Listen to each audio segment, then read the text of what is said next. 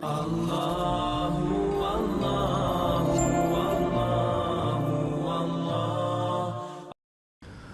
orang di antara kaum muslimin tidak menganggap bahwasanya mengingatkan orang dari kesalahan, kemungkaran, yaitu pelanggaran agama, bukan tanggung jawab dia atau bukan dosa bagi dia.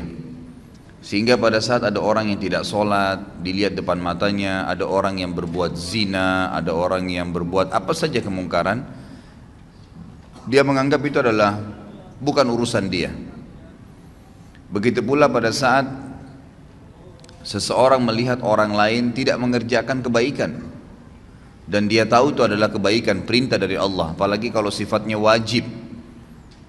Jadi terkadang ada kemungkaran itu yang sifatnya sendirian dia. Misal ada seseorang memberikan informasi kepada kita, kalau si fulan ini nggak sholat misalnya, lalu kita pergi meluruskan kesalahan dia, itu berarti cuma ingkar mungkar. Ada kejadian yang lain, mungkin kita hanya menyuruh kepada ma'ruf saja, menyuruh kepada kebaikan saja. Seperti misalnya saya lagi ceramah begini, ini cuman mengingatkan kalau pas ada satu perintah agama yang saya sampaikan, maka itu berarti menyeru kepada kebaikan. Tapi ada hal yang bersatu keduanya, dan yang cenderung kepada dosa besar adalah ketiga-tiganya tentunya. Yang bersatu misal ada orang yang tidak sholat, maka kita pungkirin, kenapa nggak sholat akhi, kenapa nggak sholat ukhti, itu namanya ingkar mungkar. Lalu kemudian kita ikutkan dengan perintah ma'ruf. Misal kita mengatakan sholat itu kan wajib, Allah yang wajibkan, berarti itu menyeru kepada kebaikan. Ini gabungan antara keduanya, gabungan antara keduanya. Jadi semua ketiga contoh tadi itu masuk dalam kriteria dosa besar yang kalau orang tidak melakukannya.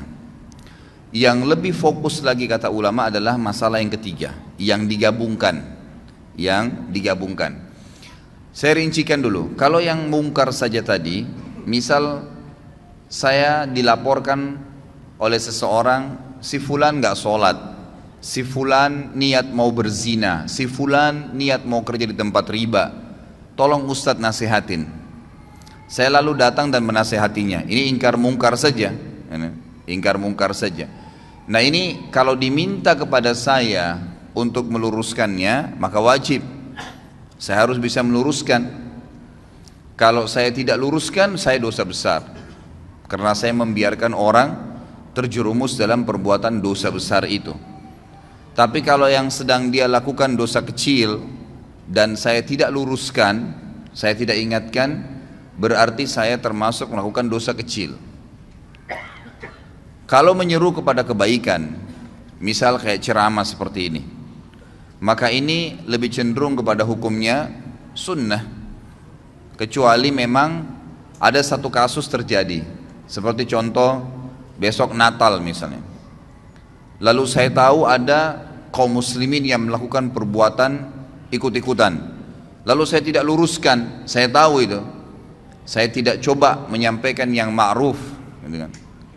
Maka berarti perintah agama memerintahkan agar kita merayakan Idul Adha dan tidak ada hari raya yang lain, mengingatkan kepada ma'ruf. Saya tidak ingatkan, maka saya berdosa besar.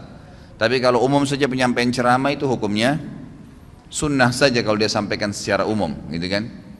Kemudian ada yang gabungan antara ingkar mungkar dan ambil ma'ruf tadi. Seseorang yang sedang tidak sholat di hadapan kita, lalu kita ingatkan, luruskan, lalu sekaligus kita sebutkan fadilah daripada ibadah itu, berarti menggabungkan keduanya.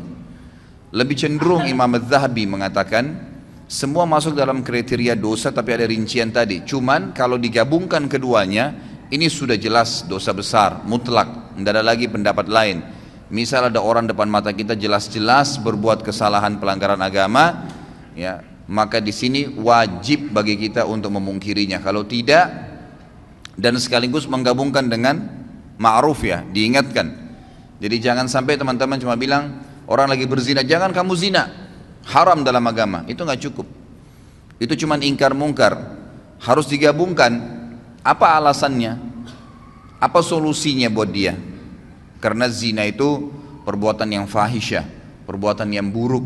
Bayangkan kalau nanti perempuan yang kamu zinain ini hamil, bagaimana nanti citra nama kamu di keluargamu, di masyarakat? Bagaimana nanti kalau dia hamil kamu menghadapinya? menggugurkan juga adalah dosa haram yang lain. Kalau kamu punya anak, anaknya haram. Jadi kita berikan ma'ruf, ya. Berikan selain ingkar mungkar, melarang dia, kita sampaikan juga kebaikan-kebaikan. Ada orang tidak sholat, tanya, kenapa akhi nggak sholat, gitu kan? Itu sudah ingkar mungkar ya, kenapa nggak sholat? Lalu kita masuk kepada ma'ruf. Sholat itu kan perintah agama, Allah subhanahu wa ta'ala yang wajibkan, pahalanya begini, begitu, begini dan seterusnya. Maka ini penggabungan antara amr ma'ruf dan nahi mungkar. Kalau ada orang yang mengalami keadaan tadi, dia melihat depan matanya kemungkaran dan dia tidak pungkirin, dia termasuk orang yang melakukan dosa besar. Dan yang lebih berbahaya lagi, selama dia tidak meluruskan kesalahan orang itu dan dia sudah sempat melihatnya, dia tidak memungkirinya sama sekali ya. Sebagaimana nanti akan kita jelaskan, ada 3 tahapan: mengingkari dengan tangan, mengingkari dengan lisan, atau mengingkari dengan hati. Sama sekali tidak lakukan, maka bisa menjadi dosa yang terus menerus dia dicatatkan padanya, karena dia membiarkan. Jadi ada orang ini, jelas dia tahu adiknya ini misalnya minum khamr, dia nggak ingat-ingatin, dibiarin aja terus. Dia tetap sholat, tetap hadir majelis ilmu, tapi adiknya nggak pernah diingatin sama dia, nggak pernah dipungkiri bungkar, nggak pernah juga dikasih ma'ruf, disuruh ganti dengan minuman-minuman yang baik. Allah halalkan susu lebih sehat, Allah halalkan sirup, Allah halalkan madu dan seterusnya. Kita amr ma'ruf. Kalau tidak, selama dia lihat kemungkaran tersebut dan sampai adiknya belum berubah, dia dapat dosa terus. Karena dia juga termasuk terlibat di situ, punya andil, dia seakan-akan membiarkan. Ringannya dalam agama kita, saudaraku, karena dalam agama ini ingkar mungkar yang tadi sifatnya bisa menjadi dosa besar itu akan hilang spontan pada saat kita mengingkari walaupun cuma sekali. Jadi ingkar mungkar itu dan amr ma'ruf, melarang dari perbuatan dosa dan menyuruh kepada kebaikan, itu yang wajibnya hanya yang pertama. Misal ada orang tidak sholat nih, teman kantor, lalu kita nasihatin, kenapa nggak sholat akhi, kan itu dosa. Sholat itu kan, lalu itu ingkar mungkar. Kita masuk kepada ma'rufnya, sholat itu kan pahalanya sangat besar, satu-satunya ibadah yang diperintahkan oleh Allah subhanahu wa ta'ala kepada nabinya Muhammad sallallahu alaihi wasallam yang diterima di langit adalah sholat. Ibadah-ibadah yang lain, jihad, apa saja ya, termasuk ayat-ayat Al-Quran itu turun dari langit ke bumi. Perintah puasa, perintah zakat, kecuali sholat di langit.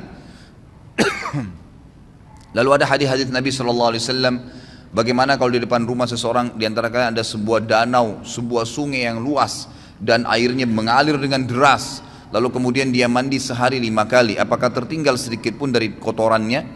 Maka pasti dia akan mengatakan, apa kata para sahabat, tidak ada ya Rasulullah. Kata Nabi SAW, itu perumpamaan 5 waktu sholat. Seseorang di antara kalian membersihkan 5 kali sehari dosanya. Jadi kita sebutkan ma'ruf, gitu kan? Kita sebutkan ma'ruf. Kalau kita sudah sampaikan kepada dia sekali saja, suami sampaikan kepada istrinya untuk pakai jilbab misalnya, gitu kan? Atau orang tua nasihatin anaknya, teman nasihatin temannya, atas kesalahan dia ya, diingkar mungkar, ingat selalu berhubungan. Larang kemungkaran, ganti dengan ma'ruf. Ya. Banyak orang tidak bisa meluruskan kesalahan orang lain karena dia cuma ingkar mungkar. Kamu nggak boleh begitu, selesai. Nggak cukup, harus diikuti dengan ma'ruf. Jelaskan kenapa dia tidak boleh, lalu berikan solusi. Zina pezina, berikan solusi pernikahan. Nggak usah pikir dia terima atau enggak, itu bukan urusan kita. Hidayah di tangan Allah subhanahu wa ta'ala, gitu kan? Ma'alaika illal balag. Allah SWT menyampaikan kepada Nabi SAW, tugasmu hanya menyampaikan saja. Tugasmu hanya menyampaikan, jadi tidak ada tugas yang lain.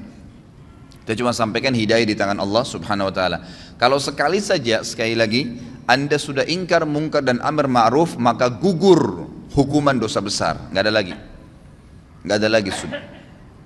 Jadi kalau sudah diingatin sekali, yang kedua, yang ke-100, yang ke-1000 itu sudah sunnah hukumnya. Sudah sunnah. Suami akan lepas dari tanggung jawab terhadap istrinya yang tidak mau pakai jilbab kalau dia sudah ingatkan, jilbab itu haram kalau kamu memperlihatkan aurat kamu. Ingkar mungkar dan ambil ma'ruf. Kan kalau kamu tutup aurat kamu itu malah menjalankan perintah agama, dapat pahala. Kamu juga tidak kehilangan apa-apa kok, malah tidak diganggu oleh orang lain dan seterusnya. Maka sudah sekali. Ternyata istrinya masih belum mau lakukan. Dia boleh tetap mengingatkan, mendoakan, tapi minimal dia sudah lepas dari beban hukum nih. Karena hukum ini yang penting ya. Nah, sekali saja sudah cukup. Sekali saja sudah cukup. Saya kasih contoh banyak sekali ikhwat dan akhwat sekalian kemungkaran. Semoga Allah hilangkan ya. Maksudnya ini bukan dihilangkan total memang. Mungkar itu tetap ada, tapi minimal Allah Subhanahu tutupin ya hal-hal yang besar. Karena di Indonesia ini sangat luar biasa. Saya tidak bisa habis fikir, terus terang saya lihat pelang begitu besar di pinggir jalan, biskuit harus memperlihatkan perempuan yang dadanya terbuka. Apa hubungannya? Apa hubungannya antara biskuit itu dengan perempuan yang memakan itu dengan kelihatan semua badannya? Tidak ada sama sekali, hubungannya tidak ada. Jadi orang sebenarnya lebih melihat kepada artis yang sedang ada di pelang itu. Tapi yang berbahaya adalah kita ini lewat di pelang itu. Berapa banyak pelang yang kita lewatin penuh dengan iklan sampo perempuan tidak pakai jilbab, iklan biskuit tadi yang ini. Belum sekarang karena dibiarkan makin jadi. Saya kaget melihat ada di salah satu jalan, poros jalan besarnya luar biasa iklan itu, iklan celana dalam laki-laki. Dan laki-laki itu betul-betul dikasih gambar hanya pakai celana dalam. Ini luar biasa ini. Ya, semoga Allah berikan hidayah ya. Ini negara kita berbahaya sekali kalau kita biarkan terus begini ya. Jadi ini tidak boleh. Ya, harus ada batasan gitu kan. Mungkin seorang laki-laki ini pun kalau ya seorang laki-laki tampil dan memang di sebelahnya ada dus celana dalamnya, orang sudah paham. Oh iya, ini sudah ada. Jadi kalau misalnya diberikan iklan sesuatu, itu pun kalau digambar yang terpapar itu kan secara syar'i memang tidak boleh ya. Tidak boleh memang. Kalaupun orang mau lihat yang paling kecilnya, mungkin seorang laki-laki di sebelahnya ada dus celana dalam, mungkin gitu kan. Tapi kalau ditampilkan tanpa baju, tanpa celana panjang, cuma celana dalam lalu besar pelangnya, setiap perempuan yang lewat situ melihatnya, setiap laki-laki yang lewat melihatnya, itu kan itu mungkar. Maka wajib Anda pungkirin ya, wajib dipungkirin, tidak boleh dibiarin. Kalau dibiarin dosa besar tuh ya. Dan kalau kita tidak pungkirin, lihat konsekuensinya. Selama pelang itu ada, kita dapat dosanya, karena semua orang yang lewat wajib pungkir. Tapi kelebihannya kalau kita sudah pungkirin sekali saja, maka sudah gugur kewajiban, walaupun itu pelang masih ada gitu kan. Tinggal sekarang tata cara ingkar mungkar itu seperti apa. Imam Az-Zahabi mengangkat hadis yang sudah masyhur ya, hadis riwayat Imam Muslim, di mana Nabi SAW bersabda, man ra'a minkum munkaran falyughayyirhu biyadihi, fa illam yastati' fa bilisani, fa illam yastati' fa biqalbi, wa dzalika adhaful iman. Barang siapa di antara kalian melihat suatu kemungkaran, pelanggaran-pelanggaran agama, maka hendaklah ia segera mencegahnya dengan tangannya. Tangan ini kata para ulama adalah kemampuannya, power yang dia milikin. Misal orang tua kepada anaknya, dia punya wewenang, anaknya lagi mabuk diambil minuman kerasnya misalnya, atau dia tidak memberikan kebutuhannya kalau anaknya masih suka jalan dengan teman-temannya yang nakal-nakal, ditahan sama dia fasilitas, nggak boleh tinggal di rumah kalau emang tidak mau sholat misalnya. Ya memang itu kewajiban dia, dia boleh, dia punya hak untuk itu. Atau atasan kepada bawahannya, kerja di sini wajib pakai jilbab, kerja di sini wajib sholat 5 waktu, yang tidak mau keluar. Sayangnya banyak orang-orang muslim ini, pengusaha-pengusaha yang paling diprioritaskan itu adalah kamu harus datang on time ya. Itu apa-apa, nggak masalah. Jam 7 pagi kamu harus hadir di sini, kalau lewat berapa menit saya potong gaji kamu. Kamu harus keluar jam begini, kamu harus pakai baju yang seperti ini. Dia peduli tentang urusan dunia, tapi masalahnya dia tidak peduli dengan urusan akhirat pegawainya. Dia tidak marah sama pegawainya kalau azan nggak sholat. Bahkan kadang-kadang lebih didahulukan untuk urusan dunia. Mungkin saya pernah sampaikan, saya wajibkan pegawai saya di toko sama restoran saya di Kalibata itu wajib untuk berhenti, nggak boleh. Yang tidak mau ikutin terlambat sholat saya berhentikan, nggak bisa. Saya tidak butuh duit, saya bilang. 10 menit sebelum azan berhentikan orderan, nggak boleh, gitu kan. Sampai ada teman saya akhirnya ketemu dari Saudi, dia bilang saya pas masuk di restoran antum, saya belum tahu kalau itu restoran antum deh. Pas saya duduk, gitu kan, Langsung dibilang maaf, orderan sekarang nggak bisa lagi, 10 menit lagi azan. Dia bilang ini saya baru temukan dari restoran begini di Indonesia ini. Ya, belum pernah ada yang larang kita mau pesan makanan 10 menit mau azan katanya. Terus kemudian saya bilang kayaknya pemilik restorannya berarti tahu agama nih. Beberapa waktu kemudian dia ketemu sama saya ngobrol-ngobrol, baru dia tahu waktu restoran saya. Dia bilang, oh pantas dulu waktu saya mau makan nggak boleh sholat, nggak boleh makan kecuali sudah sholat. Gitu. Loh iya memang begitu peraturan saya kasih, gitu kan? Harusnya begitu. Ditaruh di depan rolling door-nya itu tulis sedang sholat, nggak apa-apa, gitu kan? Harusnya begitu karena kita punya power. Akhirnya pegawai saya mau tidak mau, duhur, asar, maghrib, isya itu saya ngambil hukum syar'i di situ. Dan orang-orang bahkan tidak jarang, subhanallah, orang yang lagi makan, orang yang lagi belanja di toko tuh ikut sholat. Oh di mana masjidnya mas? Oh di sana, ditunjukin. Pergi sholat dulu, balik lagi habis itu. Subhanallah, kenapa orang bisa pada saat kebelet kencing ke kamar mandi? Kenapa pada saat azan nggak bisa ke masjid? Nggak ketemu alasannya gitu. Kalau alasannya hanya karena mau jual produk, ikhwas sekalian, berapa banyak produk yang antum jual jedah sholat itu, dan berapa banyak kerugian pahala yang antum kehilangkan karena tidak sholat awal waktu. Orang kalau meninggal, ikhwas sekalian, ini antum camkan baik-baik kata-katanya. Kalau kita meninggal, tidak ada keinginan sedikit pun untuk kembali ke mobil mewah kita. Tidak ada keinginan sedikit pun untuk kembali kepada istri yang cantik atau suami yang gagah. Tidak ada keinginan lagi untuk kembali melihat anak-anak. Nggak ada keinginan lagi untuk menikmatin ranjang yang mewah. Nggak ada keinginan lagi menikmatin rumah yang bagus. Nggak ada lagi. Semua orang yang meninggal, apa kata Allah SWT? Ya, orang-orang itu akan mengatakan, Rabbirji'un, ya Allah kembalikan saya, la'alli a'malu salihan fima tarakt. Siapa tahu saya bisa, kalau saya bisa kembali lagi ke dunia, ya, saya akan kembali dan saya akan beramal soleh. Mau berharap kembali sekali saja sholat awal waktu, mau kembali sekali saja sujud, mau kembali baca 5-6 ayat Al-Quran, mau kembali selesaikan zikir pagi sore, mau kembali amal-amal soleh. Enggak lagi antum pikirin tuh kantor kita, ya, baju, mobil. Orang kalau sudah mati nggak ada pikir itu. Mau kembali dunia karena mau mengejar amal solehnya. Sayangnya kita subhanallah lebih dahulukan kamar mandi karena ada hajat duniawi daripada kita harus berwudu dan pergi sholat ke masjid. Gitu ya. Padahal berapa menit yang diambil? Ya, berapa menit? Nggak ada sama sekali. Ya, yang diambil waktu di situ. Jadi harus mengingkari dengan tangannya.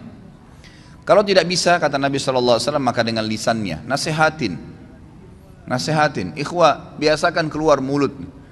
Orang bisa ngomong semaunya di TV, di media. Orang yang tidak punya ilmu, tidak punya akhlak, ngomong. Nggak ada tata krama dalam ucapan-ucapannya. Kadang-kadang sampai mencoreng kehormatan agama. Ngomong semaunya. Kenapa anda ini, atau antum ini yang sudah faham agama, tidak bicara kebaikan? Syaitan kadang-kadang membuat kita ragu untuk menyampaikan. Sampaikan saudaraku.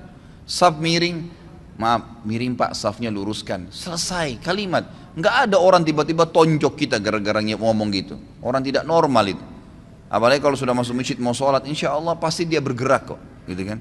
Kalau dia sudah ingatkan sekali, tetap aja nggak mau, dia seakan-akan tidak mau dengar, sudah. Tapi kita sudah lepas dari tanggung jawab hari kiamat, harus itu ya.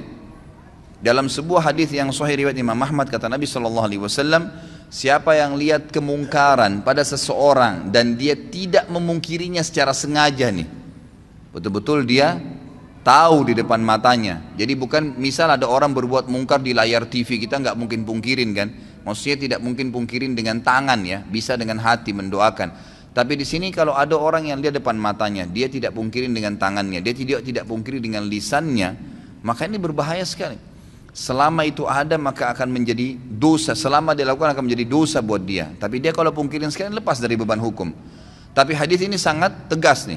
Siapa yang lihat kemungkaran pada diri seseorang lalu dia tidak pungkirin dengan tangannya kah, dengan lisannya kah, atau nanti saya jelaskan dengan hati yang selemah-lemah iman di situ, maka orang yang berbuat mungkar itu akan datang hari kiamat di depannya Allah, lalu mencekik leher orang yang melihatnya berbuat mungkar dan berkata, ya Allah, orang ini lihat saya buat mungkar dan dia tidak ingatkan, maka hukumlah dia.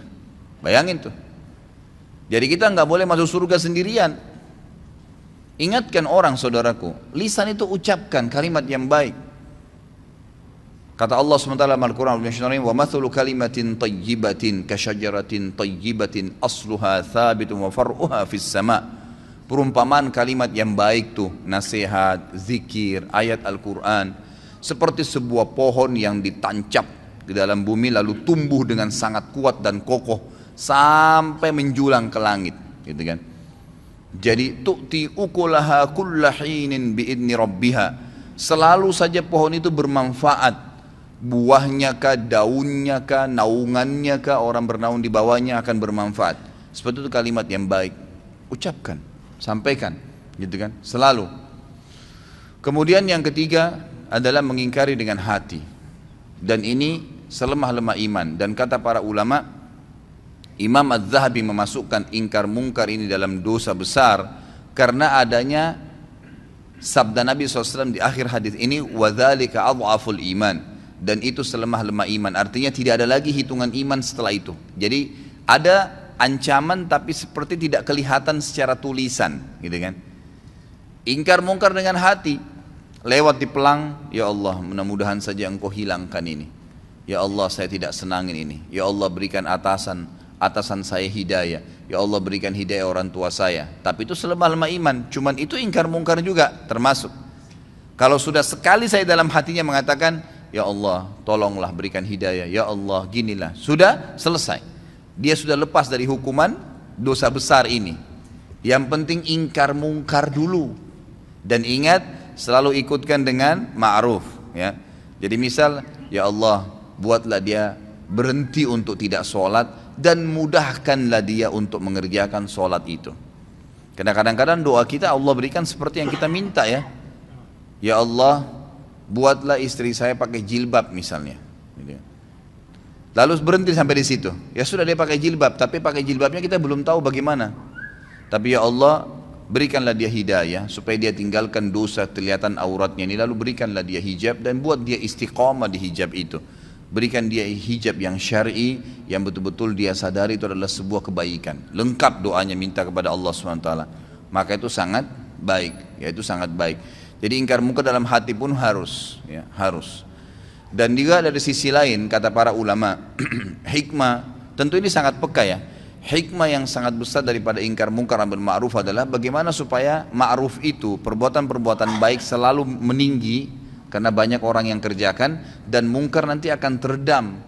Karena setiap orang diantara kita, kalau dia jalan dari masjid ini misalnya pulang ke rumahnya sebentar, pasti dari masjid ini ke rumahnya itu akan banyak sekali kemungkaran. Bayangkan kalau seseorang di antara kita, anggaplah kita yang hadir sini misalnya 200 orang. 200 orang ini kalau pulang menuju ke rumahnya misalnya. Kan itu. Kira-kira pada saat dia pulang menuju ke rumahnya, dia lihat 10 kemungkaran dan dia pungkirin 10 kemungkaran. Berarti kita punya 2000 kemungkaran yang kita luruskan.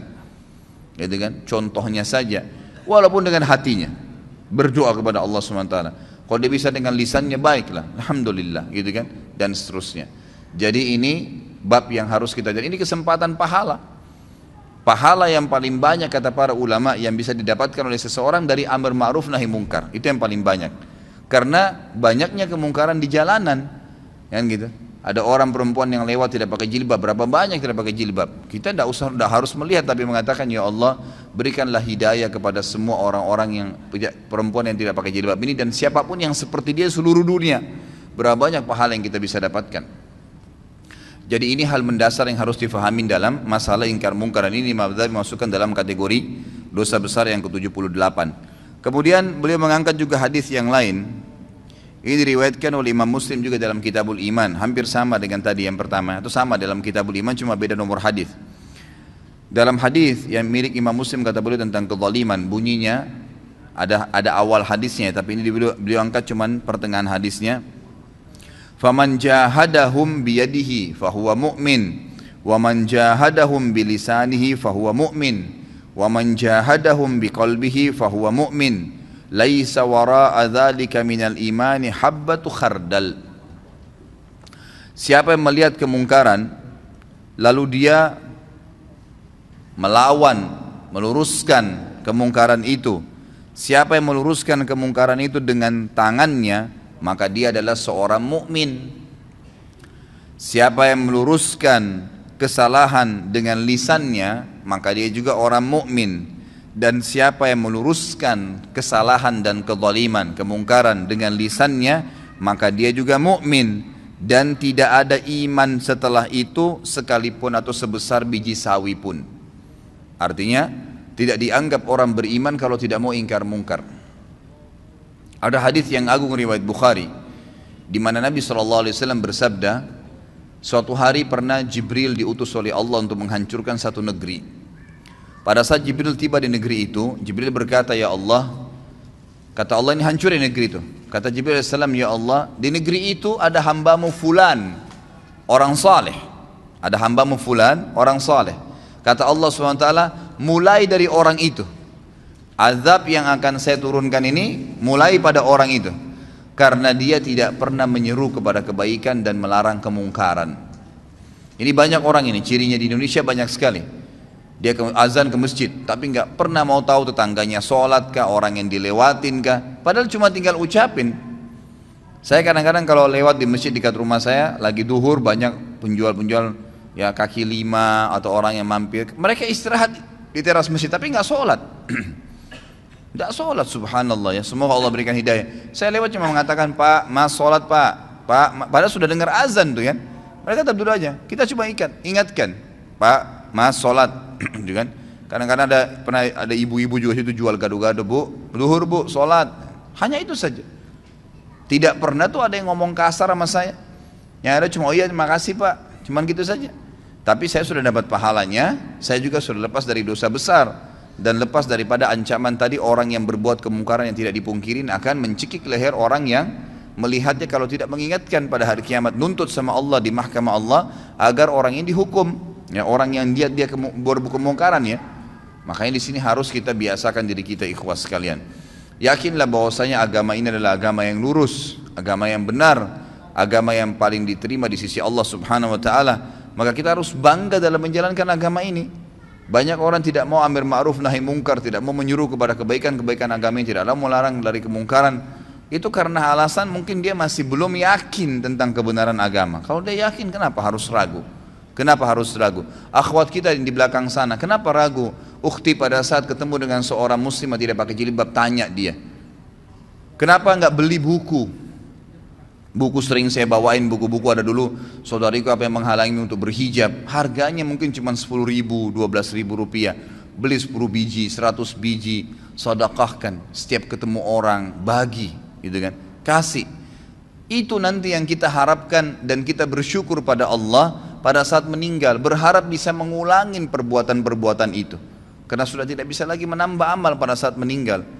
Ya tentu kalau laki-laki masih ada pembatas dengan wanita kalau dia mau ngomong dalam syar'i ya. Tapi kalau akhwat kita, berapa banyak kesempatan untuk antunna, untuk kalian maksudnya ya. Kalau laki-laki biasanya dikatakan antum, ya. Kalau perempuan antunna, untuk antunna lakukan, ya. Banyak sekali menyuruh perempuan-perempuan itu pakai jilbab, lagi belanja pakaian di pasar tidak pakai jilbab. Bu, assalamualaikum, salam, muslimah, iya. Bu, kau nggak pakai hijab Bu? Ya, mungkin dengan sambil bercanda, ibu kalau pakai hijab cantik juga kok, misal, gitu kan? Itu kan perintah agama. Sambil ngobrol, sambil bayar. Siapa tahu Allah berikan hidayah. Bayangkan kalau semenjak itu kemudian dia pakai jilbab, misal, dia pakai jilbab. Selama dia pakai jilbab sampai dia meninggal, Anda dapat pahalanya. Karena Anda penyebabnya. Gitu kan? Nabi SAW jelaskan kan, man dalla ala khairin kana lahu mithal ajri fa'ilihi min ghairi an yanqus min ajri fa'ilihi syai'a. Siapa yang menyuruh kepada kebaikan, maka dia akan dapat pahala pelaku kebaikan itu tanpa dikurangin sedikit pun dari pahala pelaku kebaikan itu. Misal saya suruh orang pakai jilbab tadi, kemudian dengan dia pakai jilbab dia dapat 1000 pahala. Maka Allah memberikan saya bonus karena saya menyuruh dia, maka saya akan dapat pahala 1000 seperti dia, tanpa mengurangi pahalanya. Itu luar biasa. Maka semestinya kita coba gunakan kesempatan gitu. Saya masih ingat terus ya, terngiang-ngiang teman dekat saya Ali Arimi di Mekah, semoga Allah jaga beliau. Subhanallah sudah berapa tahun putus hubungan, sekarang baru masuk ke WhatsApp saya kemarin. Saya ingat betul dia sama istrinya di Indonesia, waktu masih tugas ngajar dosen di Indonesia 4 tahun, dia sahabat dekat saya. Selalu dia, subhanallah kalau jalan ke mall, jalan ke pasar sama istrinya, selalu dia bawa buku terjemahan bahasa Indonesia dan ditaruh di tas istrinya. Kalau ada pegawai perempuan, apa saja, aksesoris, jual di restoran, apa segala, ditanya, dia suruh istrinya tanya, muslimah bukan muslimah, kenapa nggak pakai hijab, gitu kan? Kadang-kadang cuma dijawab dengan senyum, kadang-kadang oh iya, ya. Kalau cuma ditanya kenapa tidak pakai hijab, pakai ingkar mungkar ya, harus ikutin dengan ma'ruf, begini langsung, ya, langsung dijawab, langsung diberikan gambaran kenapa nggak pakai hijab. Hijab itu perintah agama loh. Nah, jadi ada ma'rufnya. Ada yang memotivasi dia, jangan di-cut di situ saja. Kenapa nggak pakai jilbab? Dianggap dia dihardik. Tapi kalau kita masuk ke amar ma'ruf, dia merasa dididik, gitu kan? Dengan cara apa? Kita mengatakan pakai hijab itu adalah perintah agama. Bayangkan kalau setiap orang melihat Anda, yang itu. Dari sini saya tempat kerja, pulang ke rumah, 10 orang yang dilewatin. Mungkin ada tukang becak, tukang gerobak, supir taksi, siapa sajalah orang yang lihat, setiap laki-laki lihat dapat dosa. Ngapain panen dosa itu untuk apa? Misal kita sampaikan, subhanallah, mungkin dia dapat pahala gitu kan. Saya pernah amalkan, saya akhirnya semenjak itu ya, semoga Allah berikan beliau pahala. Saya coba kemanapun saya pergi, saya coba bawa buku-buku. Saya coba bawa buku-buku. Kadang-kadang saya mampir di pinggir jalan penjual buah. Kalau ibu-ibu yang jual saya tanya, muslimah iya, kadang-kadang cuma pakai topi di kepalanya dianggap sudah hijab tuh. Coba kita ingatkan, bu, pakai jilbab itu dalam Islam wajib bu, itu kan diperintahkan oleh agama dan leher itu termasuk aurat. Gitu ya. Ada buku, ini ada buku mungkin ibu bisa baca. Ada penjual nasi padang di dekat rumah saya. Pas saya masuk, ini suaminya masya Allah suka hadir di masjid sama saya gitu, dekat rumah. Begitu saya masuk ke rumah makannya ada lukisan wanita Bali besar, mungkin hampir setinggi dari lantai ke temboknya dia, mungkin 3 meteran lukisan itu. Begitu saya masuk, saya lihat ini orang Padang biasanya muslim gitu kan. Kemudian saya ngobrol sama suaminya, assalamualaikum pak, waalaikumsalam gini. Sudah berapa lama di sini? Saya bicara dulu secara umum karena lagi nunggu dibungkusin makanan gitu. Oh saya sudah 2 tahun di sini gini. Oh saya belum pernah lihat, ngobrol-ngobrol lah. Akhirnya sudah, saya bilang saya tinggal di sini, dekat sini, alamat sini dan seterusnya. Selesai, pada saat saya mau bayar, saya bilang bapak ibu saya punya masukan bisa nggak? Oh iya silahkan. Kalau setahu saya dalam agama lukisan seperti ini tidak boleh. Ini kan lukisan, foto aja kalau dipajang itu masih tetap membuat malaikat tidak masuk. Apalagi kalau lukisan gitu kan. Oh yang ini Pak Ustadz, iya yang ini. Oh ini kebetulan dikasih sama teman. Nah, iya saya mungkin tahu, baik itu dikasih ataupun dibeli, tugas saya mengingatkan dalam agama karena memang ini nggak boleh. Subhanallah, mungkin syaitan akan mengatakan kepada kita, siapa tahu dia marah. Sempat terlintas tuh di hati saya, terlintas sejenak gitu kan, nanti dia tersinggung, nanti dia marah. Tapi saya selalu melawannya. A'udzubillahi minasyaitonirrajim, saya luruskan. Subhanallah, dengan sedikit saya nasihatin, dan kebetulan waktu itu saya memang lagi bawa mobil, saya turunkan dari mobil buku. Di antara buku yang saya pernah, ini juga buku sekalian memang, saya sudah pernah janjikan saya bawa, ini bukunya sudah saya bawa, ada rumah yang tidak dimasukin oleh malaikat. Ini ada mungkin, kalau tidak salah berapa ya, ada 30 atau sekian rumah, contoh-contoh rumah yang tidak dimasukin oleh malaikat. Ada, ya dia pakai F ya. Saya kurang tahu nih jumlahnya, tapi yang jelas ada banyak sekali buku-buku rumah-rumah yang tidak dimasuki malaikat. Rumah orang yang memutus silaturahim, rumah orang yang mendurhakai orang tua, rumah orang yang memakan harta anak yatim, rumah yang memakan harta riba, rumah yang di dalamnya terdapat anjing, rumah yang ditempati oleh syaitan karena tidak ada zikrullah, tidak ada membaca Al-Quran di dalamnya, rumah yang penghuninya terbiasa mencaci maki, baik itu sahabat, orang-orang soleh, orang yang sudah meninggal, rumah ya, yang di dalamnya tergantung gambar dan patung. Nah ini yang disebutkan oleh beliau di sini di halaman 100. Lalu beliau sebutkan sebab pengharaman gambar, gambar lukisan tangan, hukuman dan azab bagi orang yang membuat gambar, dan juga hukuman bagi orang yang sengaja memajangnya. Saya kasih buku ini pada saat itu. Ini ada buku mungkin bisa dibaca. Subhanallah, besok saya datang dan sampai hari ini saya masuk ke rumahnya itu nggak pernah lagi ada gambar itu.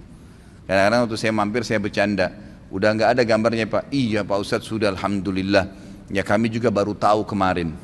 Malah sebenarnya mereka tambah dekat dengan saya itu Pak, dengan ingkar munkar dan amar ma'ruf tadi. Yang awalnya syaitan kadang-kadang buat kita ragu, ya, buat ragu.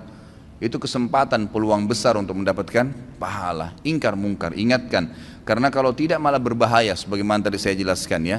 Nabi Muhammad SAW dan para sahabat paling gemar dengan amar ma'ruf dan nahi mungkar. Bahkan kita tahu kisahnya Abdullah bin Umar dan Abu Hurairah radhiyallahu anhum. Abdullah bin Umar dan Abu Hurairah radhiyallahu anhum ini kalau mau sholat, ya, mau sholat, mereka sudah tahu misal waktu sholat subuh, duhur, asar, maghrib, isya, jamnya atau saatnya kayak kita sekarang pakai jam ya. Itu mereka berdua ini selalu keluar sebelum waktu, selalu keluar sebelum waktu, dan selalu setiap kali itu keliling ke rumah kerabatnya, tetangganya dipanggilin. Ayo sebentar lagi sholat, ayo sebentar lagi sholat. Ada yang diketuk pintu rumahnya, ayo sebentar lagi sholat. Terus begitu, setiap mau sholat lima waktu ini dua orang ini selalu begitu, terkenal di kalangan sahabat. Jadi sering kali mereka mutar jauh sekalian sampai ke masjid sudah azan. Ini mereka sudah amar ma'ruf sekaligus ingkar mungkar gitu. Pahalanya banyak. Barangkan berapa banyak orang yang mendapatkan atau kita dapatkan pahalanya hanya karena dia mendapatkan hidayah, yang mendapatkan hidayah. Ini penting sekali. Sekarang banyak sekali wasilah ya, banyak sekali cara untuk menyampaikan yang ma'ruf dan melarang kemungkaran. Kalau sekarang mungkin dari BlackBerry sudah ada, di WhatsApp sudah ada, dan salah satunya sudah saya bahasakan kan. Ya, bisa diambil, tinggal buka YouTube, ambil ceramah saya, tinggal dipencet ada titik 3 di sebelahnya gambar ceramah saya itu ada bagikan, tinggal ambil share, bagi kepada teman-teman. Gratis, yang ngomong saya 2 jam, Anda cuma tinggal pindahin, pahalanya sama. Ya, apa susahnya? Daripada kirim gambar yang nggak benar, gitu kan? Nggak ada manfaatnya.